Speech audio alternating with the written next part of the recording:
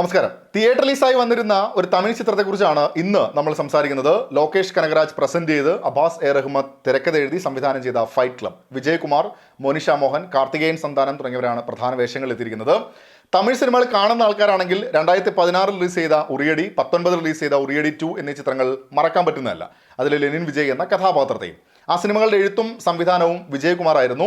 ഈ ചിത്രങ്ങൾക്ക് ശേഷം അഭിനേതാവായി വിജയകുമാർ എത്തുന്നു എന്നത് തന്നെയായിരുന്നു ഫൈറ്റ് ക്ലബ് എന്ന സിനിമയിലേക്ക് ആകർഷിച്ച പ്രധാന കാര്യവും. വർഷങ്ങൾക്ക് മുന്നേ രണ്ടുപേർക്കിടയിൽ നടക്കുന്ന ഒരു പ്രശ്നത്തിലൂടെയാണ് ചിത്രം ആരംഭിക്കുന്നത്. അത് അപ്രതീക്ഷിതമായ ചില കാര്യങ്ങളിൽ കൂടെ എത്തുന്നു.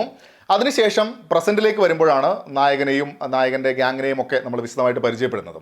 കഥയുടെ പശ്ചാത്തലം സെറ്റ് ചെയ്യുന്നതിൽ സംവിധായകൻ വിജയിക്കുന്നുണ്ട്. ഇൻട്രസ്റ്റിംഗ് ആയി തന്നെ പോകുന്നുമുണ്ട്. പക്ഷെ പിന്നീട് അങ്ങോട്ട് ഗ്രാഫ് മൊത്തത്തിൽ താഴോട്ട് പോകുന്ന അവസ്ഥ കൂടെയാണെന്ന് പറയാം. കണ്ടന്റ് എന്നതിനപ്പുറത്തേക്ക് സ്റ്റൈലിന് കൂടുതൽ പ്രാധാന്യം നൽകുമ്പോഴേക്കും സിനിമയിൽ നിന്നും ഡിറ്റാച്ച് ചെയ്തു പോകുന്ന അവസ്ഥ കൂടെയാണ്. സിനിമ സ്റ്റൈലിഷ് ആണ്, അല്ലെങ്കിൽ എടുത്തു പറയാവുന്ന കാര്യമായുള്ളത് എല്ലാം സ്റ്റൈലിഷ് ആയാണ് അവതരിപ്പിക്കുന്നത് എന്നുള്ളതാണ്. കളർ ടോണും ലൈറ്റിങ്ങും എഡിറ്റിങ്ങും ഒക്കെ ആ രീതിയിലാണ് സിനിമയിൽ. പക്ഷേ അതിനെ നട്ടെല്ലായി നിൽക്കാൻ മികച്ചത് എന്ന് പറയാവുന്ന ഒരു കണ്ടന്റ് ഇല്ല എന്ന് തന്നെയാണ് ചിത്രം നേരിടുന്ന പ്രധാന പ്രശ്നവും. ലഹരിയുടെ ഉപയോഗം മിക്ക സീനുകളിലും കാണാമെന്ന് മാത്രമല്ല, പലയിടത്തും അതിനെ ഗ്ലോറിഫൈ ചെയ്യുന്ന രീതിയിലാണ് കാണാൻ സാധിക്കുന്നത്. മലയാളത്തിൽ അങ്കമാലി ഡയറീസ് ഒക്കെ കണ്ട സ്ഥിതിക്ക് അതിൻ്റെ ഒരു വൈബ് ഇടയ്ക്ക് ഇവിടെയും കൊണ്ടുവരാൻ ശ്രമിച്ചതുപോലെയും തോന്നി. പക്ഷേ എവിടെയും കൃത്യമായ കണക്ഷൻ നൽകാനോ കഥാപാത്രങ്ങൾക്ക് കൃത്യമായ ഒരു ആർക്ക് നൽകി അവതരിപ്പിക്കുന്നതിനുള്ള ശ്രമമൊന്നും കാണാൻ സാധിച്ചിട്ടില്ല. അതുകൊണ്ട് തന്നെ സ്റ്റൈലിനപ്പുറത്തേക്ക് സിനിമയിലേക്ക് ഇന്നാക്കുന്ന കാര്യങ്ങൾ പലപ്പോഴും മിസ്സിംഗ് ആണ് എന്നതുകൂടിയുണ്ട്. പശ്ചാത്തല സംഗീതം അത്യാവശ്യം രസകരമായി തന്നെ അനുഭവപ്പെട്ടു. പേര് പോലെ സിനിമയിൽ അടിയുണ്ട്. അതിൽ 2 സെക്ഷൻസ് നന്നായി തന്നെ കൊറിയോഗ്രാഫി ചെയ്തു എന്നും തോന്നി. പക്ഷേ അടിയേക്കാൾ കൂടുതൽ സിനിമയിൽ വലിയാണ്. പുകവലി ഇല്ലാത്ത സീൻ ഉണ്ടോ എന്നത് തന്നെ സംശയമാണ്.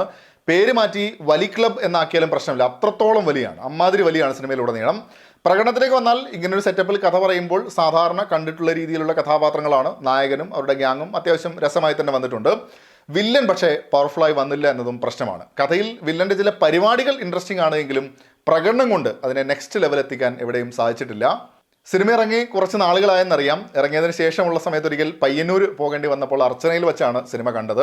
പിന്നീട് കുറച്ച് തിരക്കുകൾ വന്നപ്പോൾ വീഡിയോ ഷൂട്ട് ചെയ്യാൻ കുറച്ച് വൈകിപ്പോയി എന്നുള്ളതുകൊണ്ടാണ് വീഡിയോ അപ്ലോഡ് ചെയ്യാനും വൈകിയത്.